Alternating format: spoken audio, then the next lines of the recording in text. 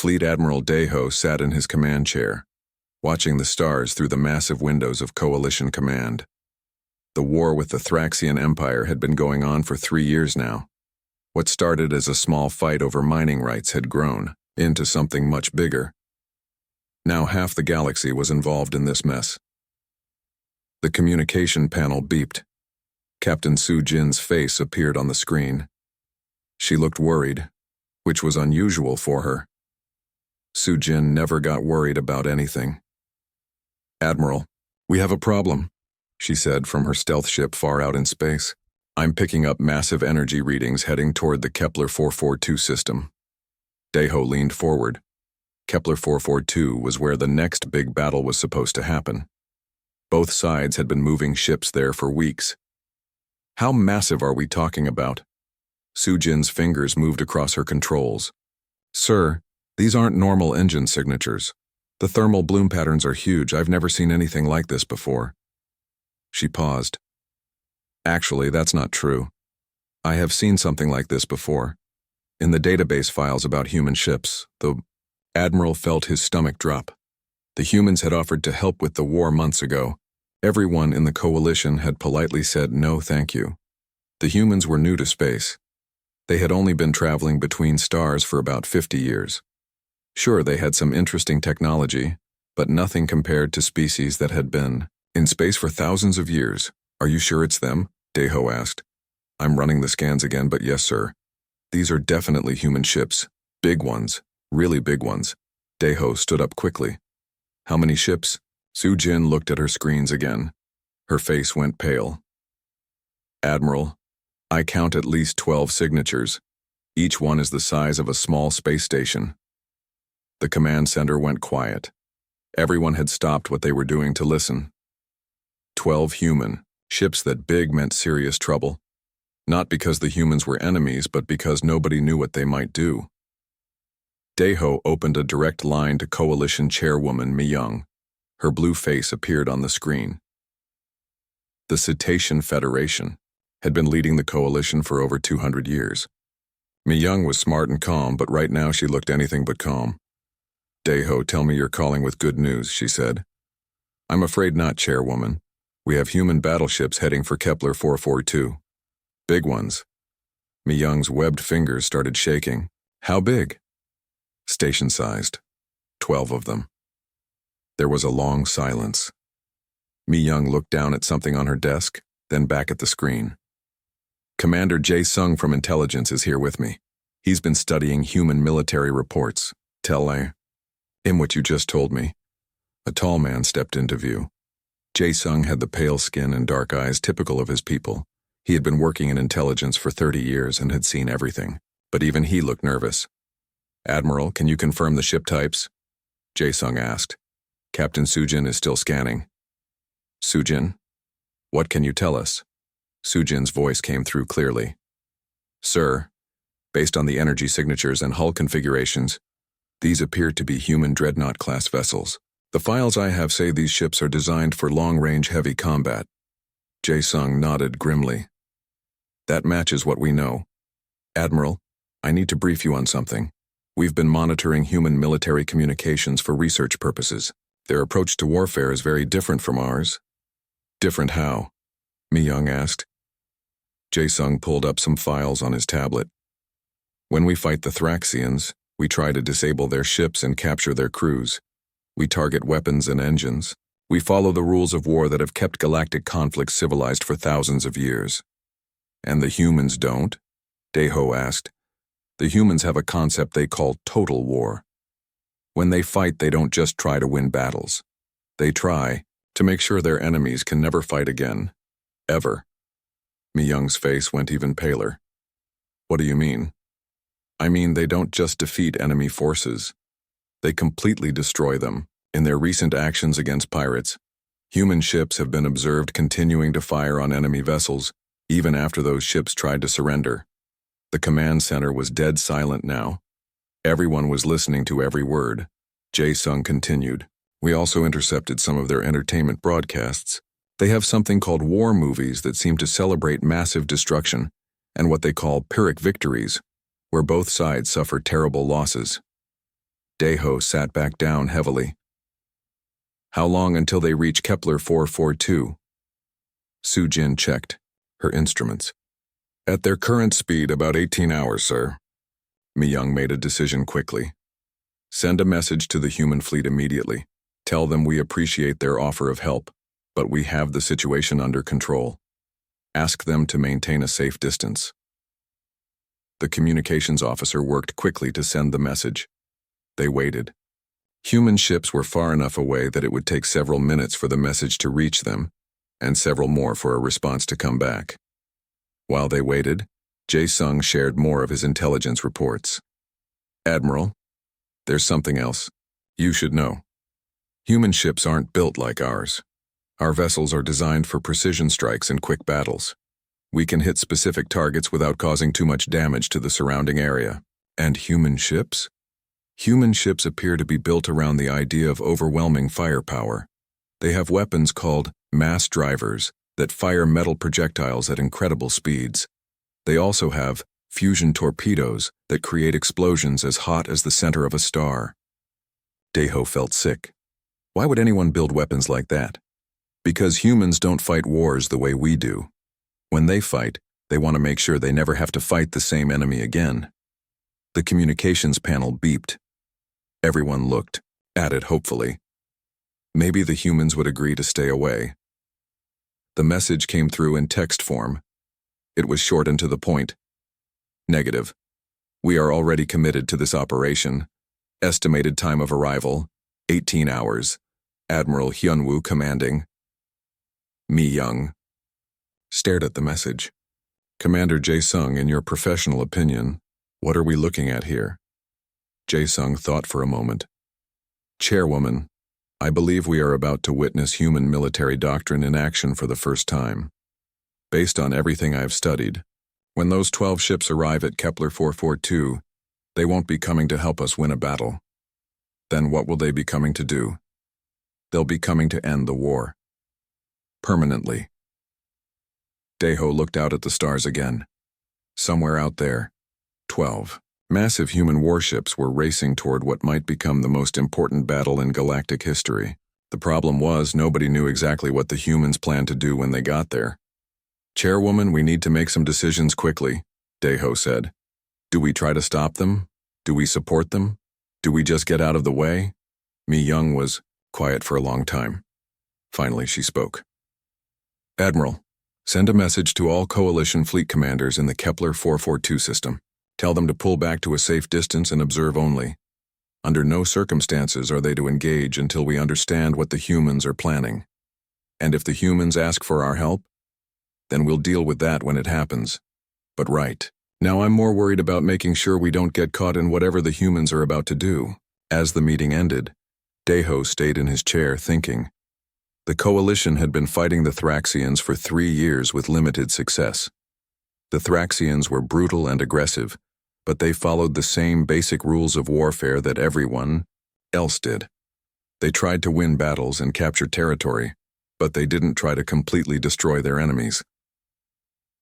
The humans, it seemed, had different ideas about how wars should work. Sujin's voice came through the comm system again. Admiral, I'm continuing to monitor the human fleet. They've increased speed. New arrival time is 16 hours. Any change in their formation or behavior?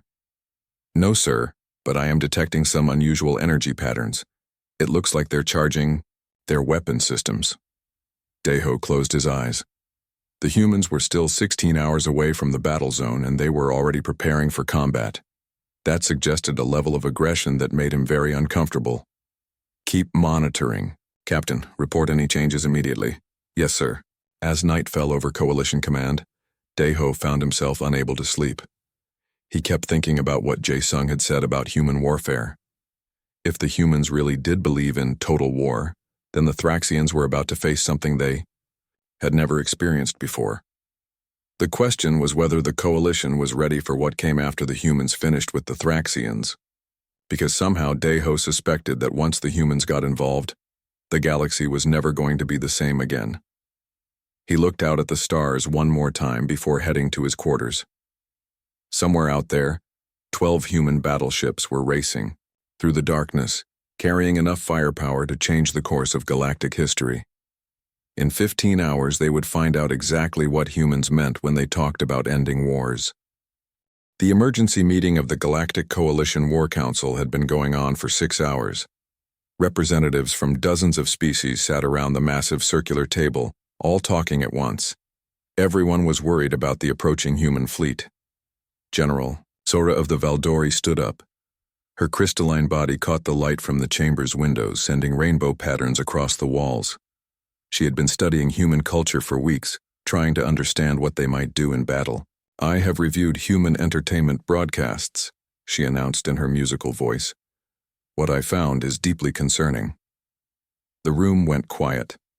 Sora activated a holographic display that showed images from human movies and television shows. The first image showed massive explosions destroying entire cities. The second showed soldiers fighting in terrible conditions, losing thousands of lives to capture a single hill. Humans seem to celebrate what they call Pyrrhic victories, Sora continued. These are battles where they win, but at enormous cost to both sides. They make entertainment about conflicts where entire planets are destroyed. Admiral Deho leaned forward in his chair. "Are you saying they enjoy destruction?"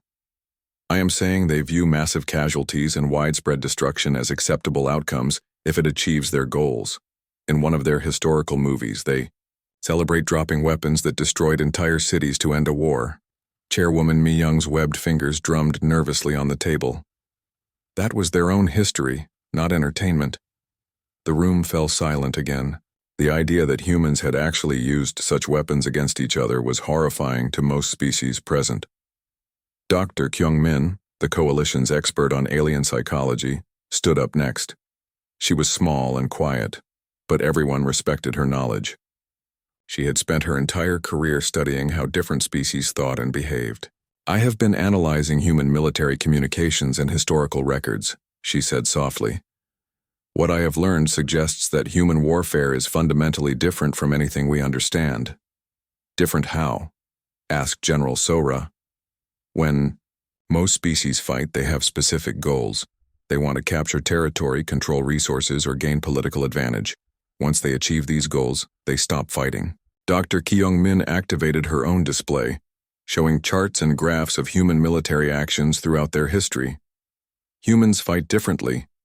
When they perceive a threat to themselves or their allies, they don't just want to defeat that threat, they want to eliminate it completely so it can never threaten anyone again. Admiral Deho studied the charts. "Can you give us an example?" During their own world wars, humans didn't just fight until their enemies surrendered. They continued, fighting until those enemies were completely unable to fight anymore. They destroyed entire military forces, occupied enemy territory, and rebuilt enemy governments according to human principles. Captain Yoon-ji of the Etherian Collective had been quiet throughout the meeting. Her people were peaceful by nature, preferring meditation and philosophy to warfare. She rarely spoke in military meetings, but now she looked troubled. "Dr. Kyung-min, are you saying that humans don't understand the concept of limited warfare?"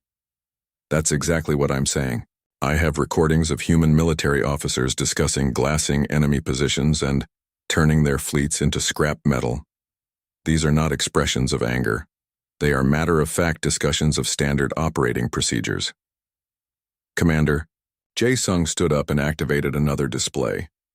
This one showed detailed scans of human ship designs. "This brings us to the technical analysis of their fleet," he said. "I have been studying the ships that are approaching Kepler 442. What I found confirms Dr. Kyung-min's psychological assessment." The display showed cutaway views of human battleships. Everyone in the room stared at the massive weapons systems. "Coalition ships are designed around the principle of precision strikes," Jae-sung explained. "We have weapons that can disable specific systems on enemy ships without destroying the entire vessel. We can target engines to stop a ship from moving, or weapons to stop it from fighting while leaving the crew alive." He highlighted different sections of the human ships. Human ships are not designed this way. Their primary weapons are what they call mass drivers, magnetic cannons that fire solid projectiles at incredible speeds. These weapons don't disable enemy ships. They punch holes completely through them. General Sora examined the technical readouts. What about their fusion torpedoes that were mentioned earlier? Those are even worse. Each torpedo contains a miniature fusion reactor that creates an explosion comparable to a small star.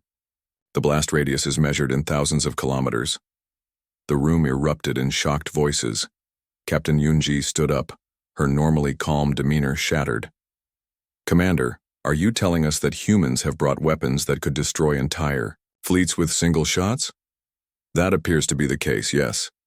Chairwoman Mi Young raised her hand for silence. How many of these weapons does each human ship carry? Jae Sung checked his notes.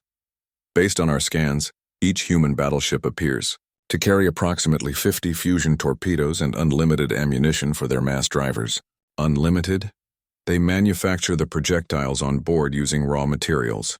As long as they have metal, they can keep firing. Dr. Kyung Min added quietly. This supports my psychological assessment. Humans build their ships for extended campaigns, where they expect to completely destroy multiple enemy fleets.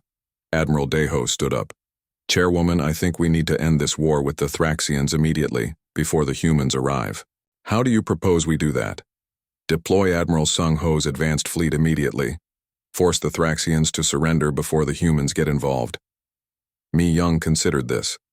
Admiral Sung Ho commanded the coalition's most advanced ships and most experienced crews. If anyone could force a quick Thraxian surrender, it would be him. Very well. Send orders to Admiral Sung Ho immediately. Tell him to engage the Thraxian fleet at Kepler 442 and force an immediate surrender. Commander Jae Sung looked worried. Chairwoman, what if the Thraxians refuse to surrender? Then we'll deal with that problem when we come to it. But we cannot allow the humans to arrive while this war is still active.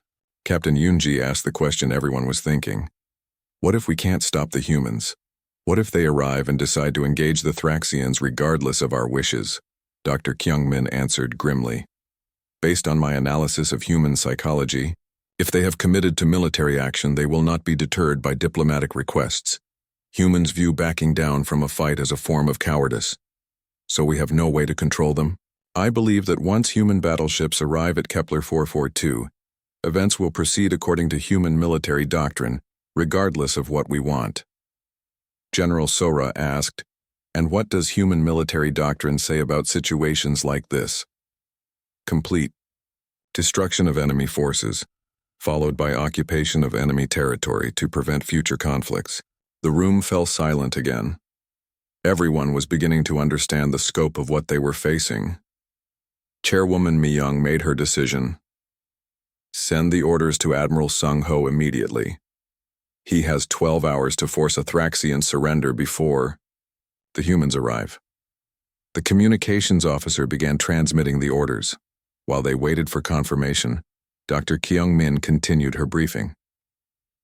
There is one more thing you all need to understand about humans, she said. They have a concept called total war that goes beyond just military destruction. What do you mean?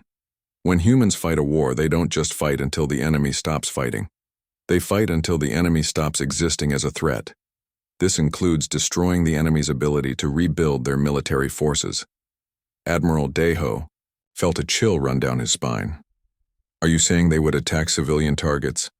Not exactly, but they would certainly destroy all military production facilities, shipyards, training centers, and anything else that could be used to rebuild an enemy fleet. Captain Yunji looked horrified. That would cripple the Thraxian Empire for generations. That would be the point. Humans view this as a form of mercy. They prefer to fight one terrible war that ends all future wars, rather than fight many smaller wars over centuries. The communications panel beeped. The officer looked up with relief. Admiral Sung Ho confirms receipt of orders. He is moving to engage the Thraxian fleet immediately. Time to engagement? Asked Mi Young. 4 hours, Chairwoman.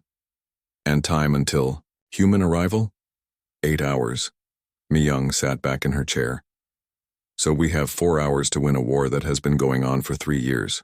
General Sora asked quietly. What happens if Admiral Sung Ho fails? Dr. Kyung Min answered before anyone else could speak. Then we will witness human military doctrine in action for the first time in galactic history. And what do you think that will look like?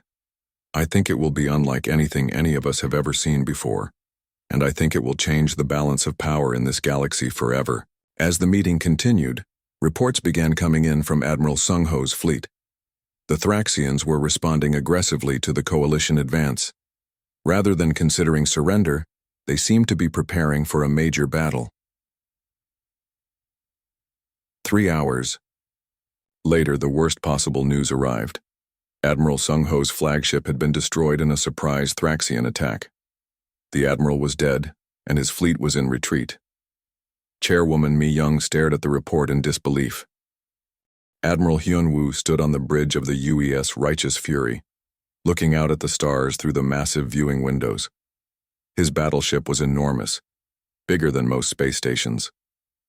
Around him, his crew worked quietly at their stations, preparing for the battle ahead. Commander Young-soo, report on fleet status, the admiral said calmly. Young-soo looked up from his tactical display. All 12 ships have successfully jumped into the Kepler 442 system, sir. We are maintaining formation and approaching the Thraxian fleet. Enemy numbers?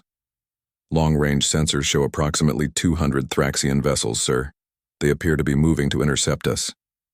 Hyun-woo nodded. The Thraxians clearly thought they had an advantage with their numbers. They had no idea what they were about to face. Captain Haiwan's voice came through the communication system from her destroyer, Seoul's Hammer. Admiral, request permission to engage forward scouts. Negative, Captain. We stay together. The enemy will come to us. On the bridge, Lieutenant Jinnae was coordinating with the other 11 ships in the fleet. Each human battleship was a floating fortress, carrying enough firepower to level continents. The Seoul's Hammer and the other destroyers were smaller but still massive by galactic standards. Sir, receiving a transmission from the Thraxian fleet, reported the communications officer. Put it through. The main screen flickered, and the face of a Thraxian appeared. The alien had the typical features of his species: gray skin, large black eyes, and a mouth full of sharp teeth. This one wore the elaborate uniform of a high-ranking officer. I am Fleet Commander Zexthul of the Thraxian Empire, the alien announced arrogantly. You will surrender immediately and prepare to be boarded. Resistance will result in the destruction of your vessels and the death of your crews. Hyun-woo looked at the alien for a moment, then smiled slightly. This is Admiral Hyun-woo of the Human Defense Fleet. You have attacked our allies. Surrender now and we will accept your unconditional capitulation. Zexthul's eyes widened in what appeared to be surprise, then narrowed in anger. You dare to demand our surrender? You have 12 ships against our 200. This is madness. This is your final warning, Hyun-woo replied calmly. Surrender now. The Thraxian commander's face twisted with rage. Destroy them! All ships attack! The transmission ended. On the tactical display, the Thraxian fleet began moving toward the human ships at maximum speed. Well, that's settled then, Hyun-woo said quietly. All ships, weapons free. Show them why humans don't negotiate with bullies.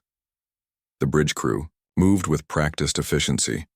This wasn't the first time they had faced overwhelming odds, and it wouldn't be the last. Target acquisition complete, reported Jinnae. All ships have firing solutions. Fleet formation. All ships maintaining. Wall formation, sir. We're presenting maximum firepower to the enemy. Young-soo looked up from his station.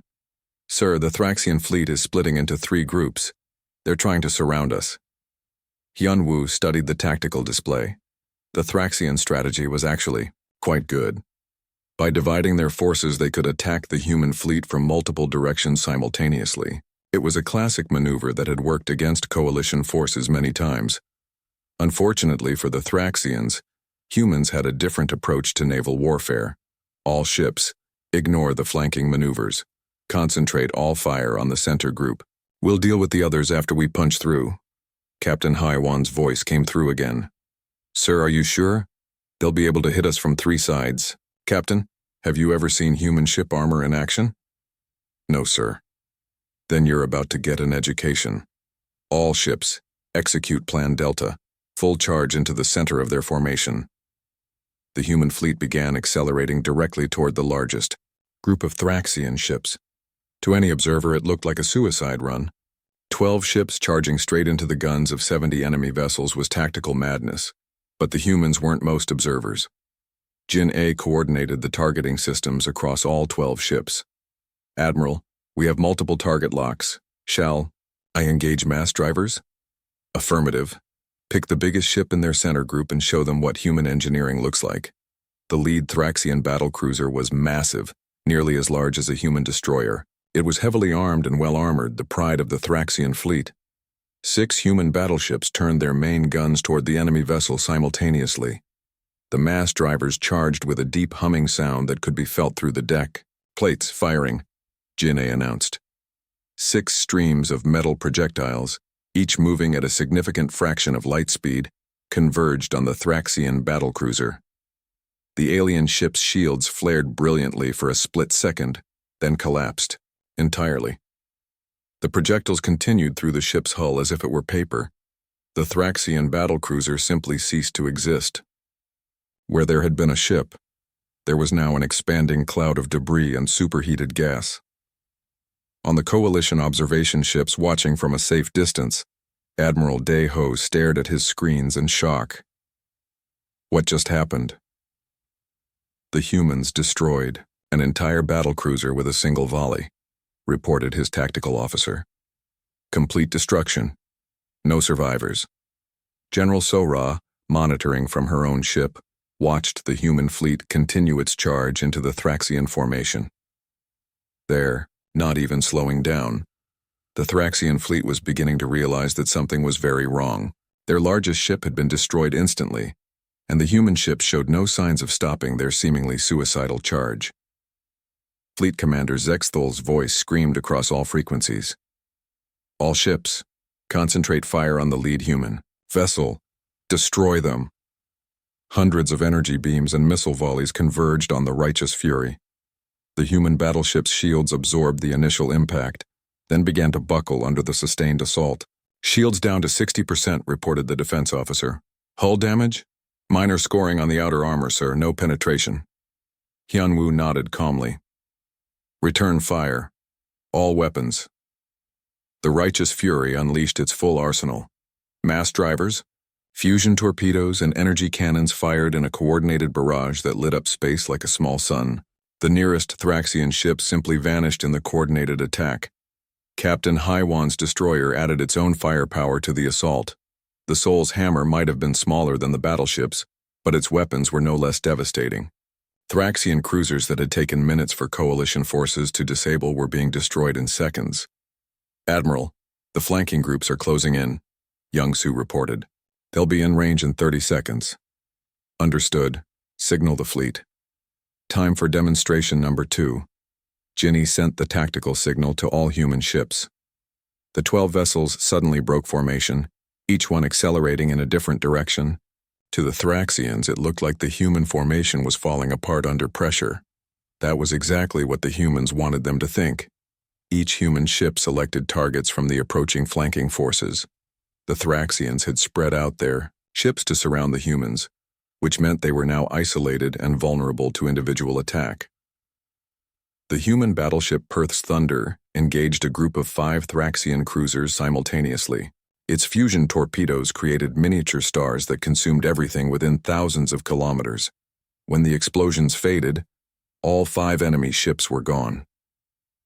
On the other side of the battle, the destroyer Busan's Pride found itself facing 15 smaller Thraxian vessels.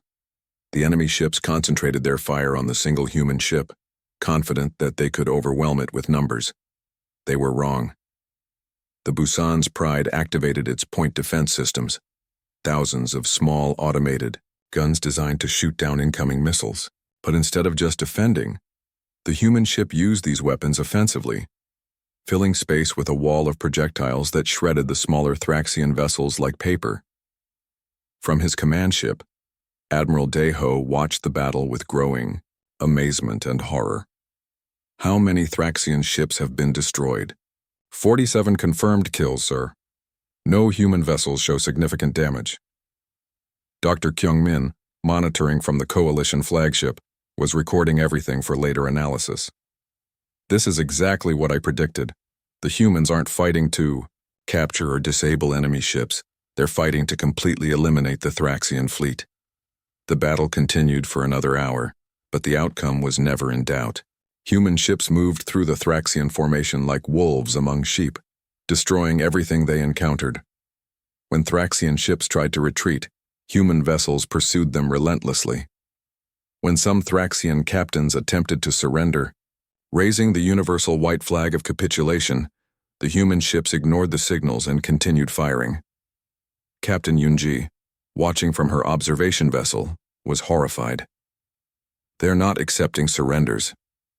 "No," Dr. Kyungmin replied quietly. "They're not. To humans, an enemy that tries to surrender is an enemy that might fight again later. They prefer permanent solutions." Fleet Commander Zex Thul made one final desperate attempt to save his fleet. He broadcast on all frequencies. "Human fleet, we offer unconditional surrender. Please cease fire." Admiral Hyunwoo's response was broadcast just as widely. "You had your chance to surrender. You chose to fight. Now face the consequences." The human fleet continued its systematic destruction of the Thraxian forces. Ship after ship disappeared in brilliant explosions or simply broke apart under the impact of Hugh. 6 hours after the battle ended, the coalition leadership gathered an emergency session aboard their command ship. The meeting room was silent, except for the quiet hum of life support systems. Everyone was still trying to process what they had witnessed. Chairwoman Mi Young stared at the casualty reports spread across the table in front of her.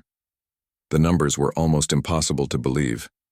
The entire Thraxian fleet, destroyed. 200 ships and over 2 million lives lost in less than 3 hours. Human casualties, 0. Admiral Dae-ho had returned from his visit to the human flagship an hour ago. He sat quietly, still processing what he had seen aboard the UES Righteous Fury. The other coalition officers were waiting for his report, but he seemed reluctant to speak. "Admiral," Mi Young said gently, "tell us what you learned." Dae-ho looked, up his face pale. "Chairwoman, I'm not sure how to describe what I saw on that ship." Dr. Kyungmin leaned forward. "Start with your impressions of the crew." They were completely calm, not excited about their victory, not upset about the destruction they had caused. They treated the entire battle like a routine training exercise. General Sora's crystalline form caught the light as she shifted in her chair. "What about Admiral Hyunwoo? How did he explain their tactics?" "That's what disturbs me most. He didn't see anything that needed explaining. When I mentioned the scale of destruction, he seemed genuinely confused by my concern." Captain Yunji spoke quietly. "What exactly did he say?" Dae-ho pulled out his recording device and activated it. Admiral Hyunwoo's voice filled the room, speaking in calm, measured tones. The Thraxians were threatening coalition forces. "We removed the threat. I'm not sure why this concerns you, Admiral Dae-ho. Would you prefer that we had allowed them to continue attacking your people?" Dr. Kyungmin nodded grimly. "That confirms my psychological assessment. To the humans, complete destruction of enemy forces isn't excessive, it's logical." "There's more," Dae-ho continued. "Admiral Hyunwoo showed me around their ship.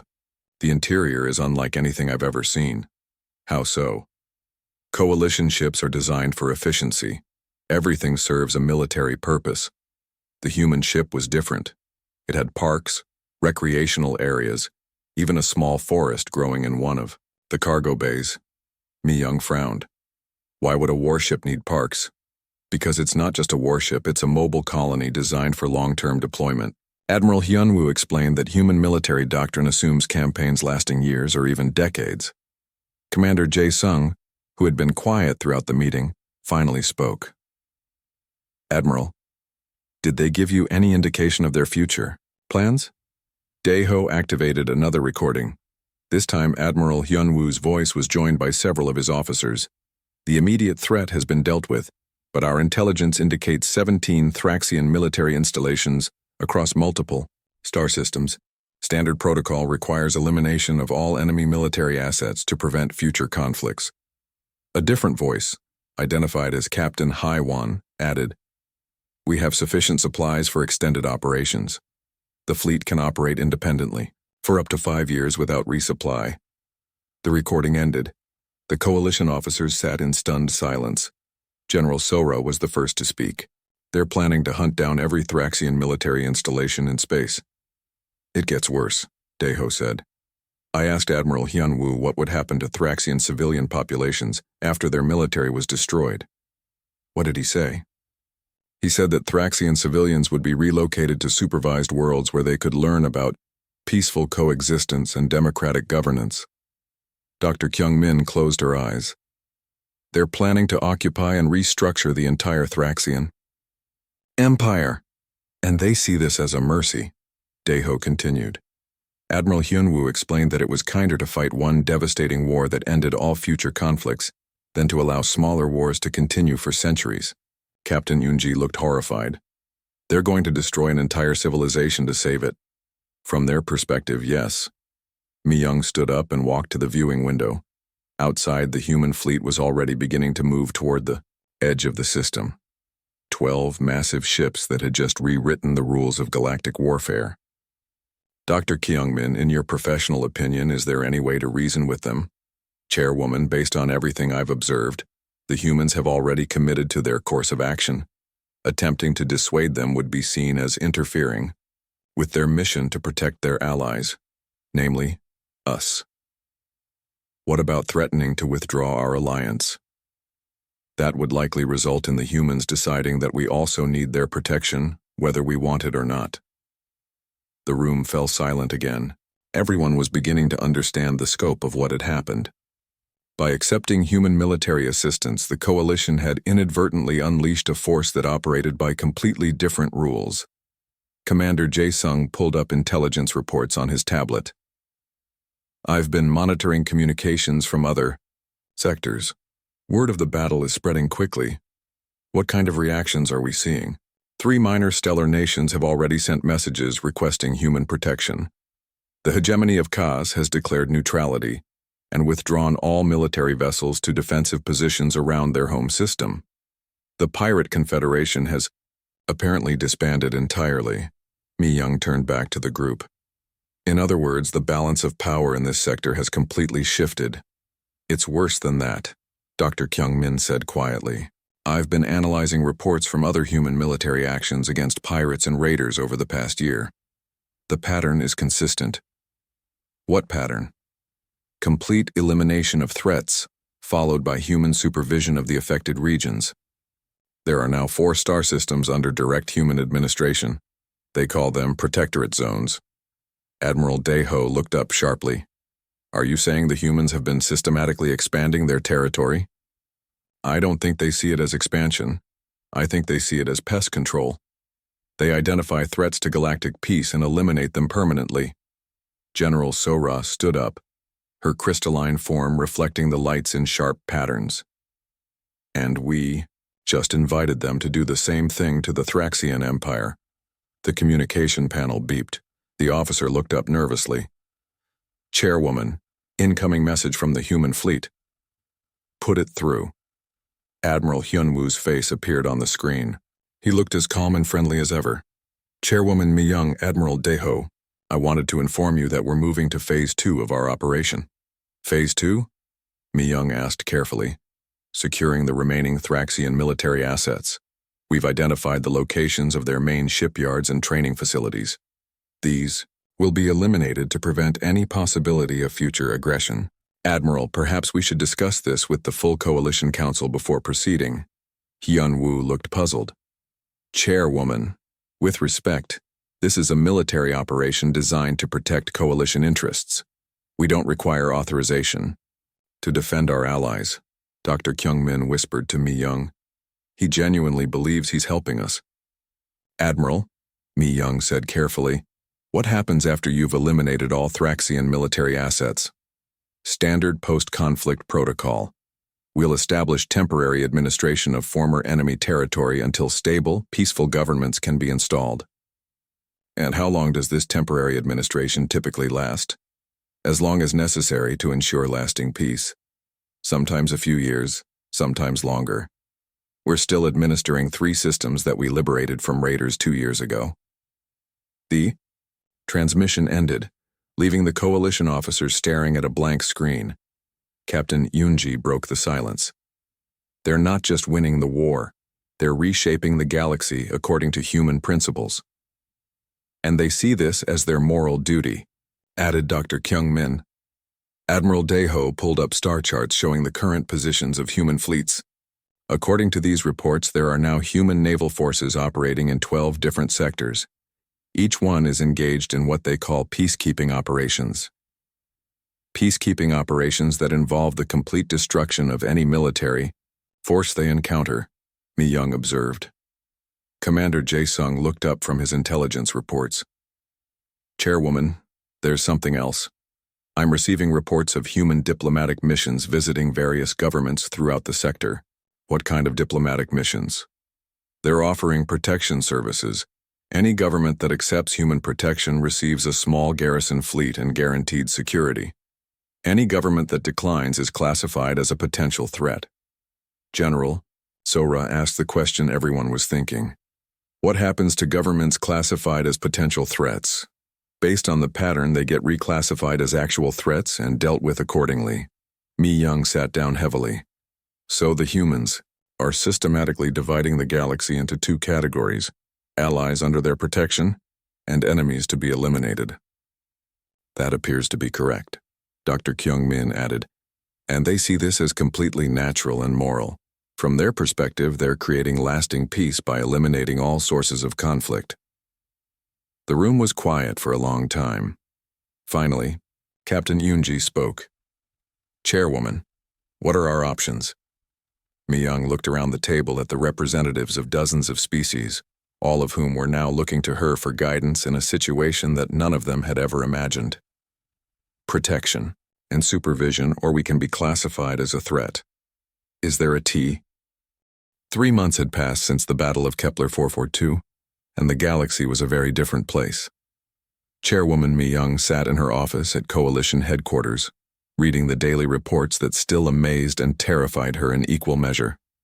The war with the Thraxian Empire was over, not because of a peace treaty or negotiated settlement, but because the Thraxian Empire no longer existed as a military power. Human fleets had systematically visited every Thraxian military installation across 17 star systems, destroying each one with the same devastating efficiency they had shown at Kepler 442. The report on her desk estimated total Thraxian military casualties at over 50 million. Human casualties remained at 0. Admiral Daeho entered her office carrying another stack of reports. His face had aged considerably over the past 3 months.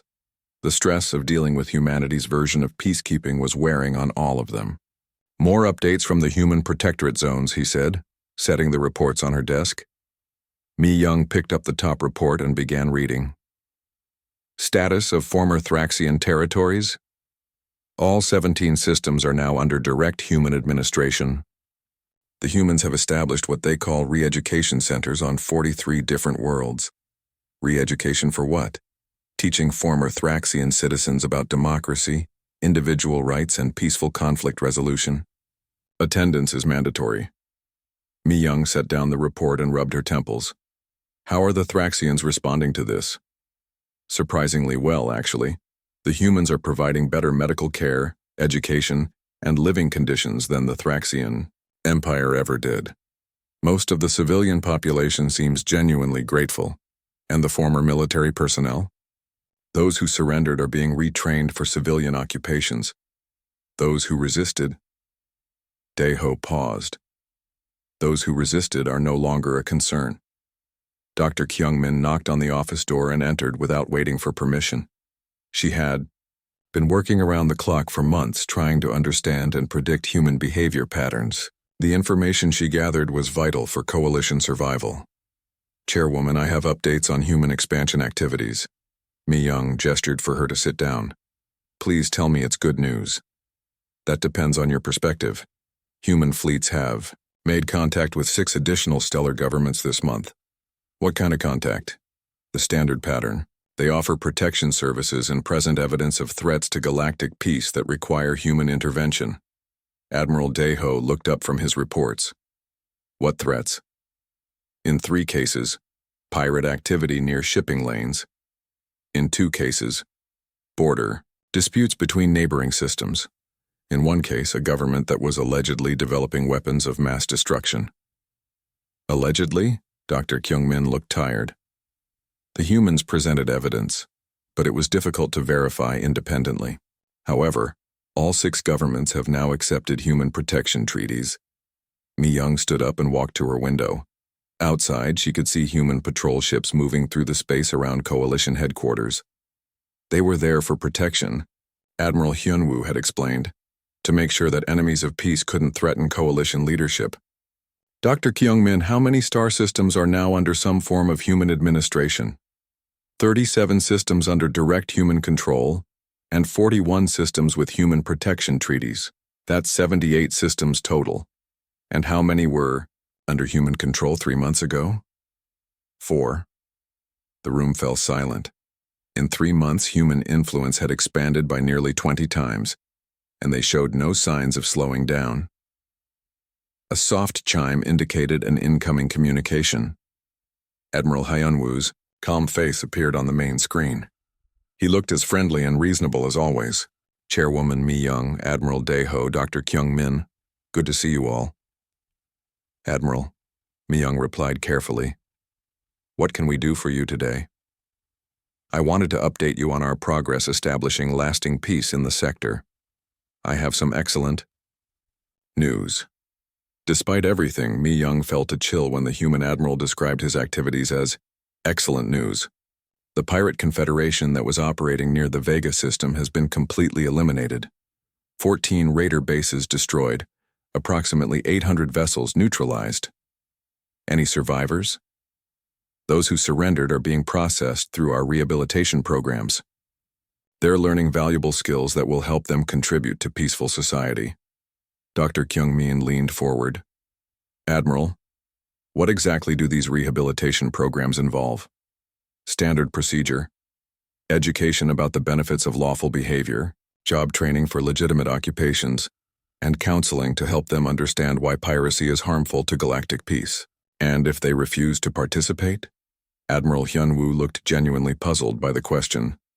Why would anyone refuse an opportunity to become a productive citizen?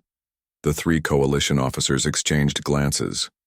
The human admiral's inability to understand resistance to his programs was both fascinating and terrifying. Admiral, Mi-young said carefully, we've received reports that some governments are concerned about the rapid expansion of human influence. Which governments? The way he asked the question, with such calm interest, sent another chill down Mi-young's spine. She had the distinct impression that any government she named would soon receive a visit from human diplomatic missions. Just general concerns about maintaining independence and sovereignty. I see. Well, sovereignty is certainly important. That's why we work so hard to eliminate threats to legitimate governments.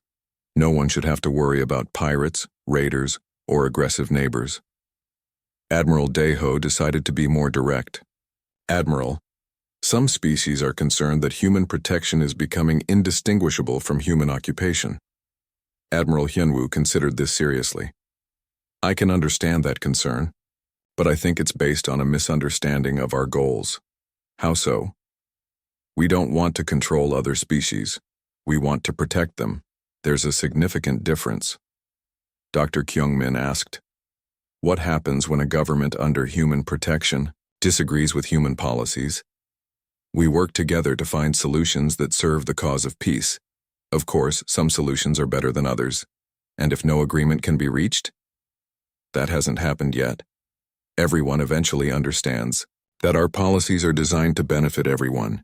After the transmission ended, the 3 coalition officers sat in silence for several minutes. Finally, Dr. Kyung-min spoke. He genuinely believes that human policies are objectively correct, and that anyone who disagrees is simply confused.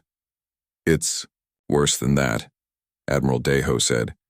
He believes that disagreeing with human policies is evidence of moral corruption or mental instability. Mi Young returned to her desk and picked up another report. Speaking of disagreement, what's the latest from the Andorian Republic? The Andorian Republic had been one of the few major powers to initially refuse human protection services. They had declared their intention to remain neutral and independent. They changed their mind, Deho reported. Last week. What happened? Human intelligence identified what they called concerning military buildup in Andorian space. Admiral Hyunwoo sent a diplomatic mission to discuss the situation. And? The Andorians explained that they were upgrading their defenses as a precaution against the changing galactic situation. The humans determined that this military buildup posed a potential threat to peaceful neighbors. Mi Young closed her eyes. Let me guess. The humans offered to help resolve this threat. The Andorian fleet was completely destroyed 3 days later. The Andorian government signed a protection treaty the following morning. Dr. Kyung-min added, according to human reports, the Andorians are much happier now that they don't have to waste resources on military expenses. The communication panel chimed again. This time it was Commander Young-soo, Admiral Hyun-woo's aide. Coalition leadership, I have an important announcement from Admiral Hyun-woo. Go ahead, Commander. The Admiral is pleased to announce the establishment of the Galactic Peace Conference. Representatives from all civilized species are invited to attend. Mi Young felt her stomach drop. When and where is this conference? Next month, aboard the UES Righteous Fury. The Admiral looks forward to discussing the future of galactic civilization with all peace-loving species. Commander, is attendance at this conference mandatory? Young-soo looked genuinely surprised by the question. Of course not, Chairwoman. However, the Admiral has asked me to note that any species that chooses not to attend will be demonstrating a lack of commitment to galactic peace. After the transmission ended, Admiral Deho looked at Mi Young grimly. Any species that doesn't attend will be classified as a threat. That's what I assumed. Dr. Kyung-min was already pulling up star charts on her tablet. Chairwoman, I've been tracking the pattern of human expansion. If they continue at their current rate, they'll have direct or indirect control over the entire sector within 2 years. And after that, they'll probably start working on the next sector. Mi Young walked back to her window. The human patrol ships were still there, quietly protecting Coalition headquarters from threats that might or might not exist. Dr. Kyung-min, in your professional opinion, is there any limit to human expansion? I don't think humans see expansion as their goal. They see the elimination of threats as their goal. And since they define any armed resistance as a threat, their expansion will continue until there's no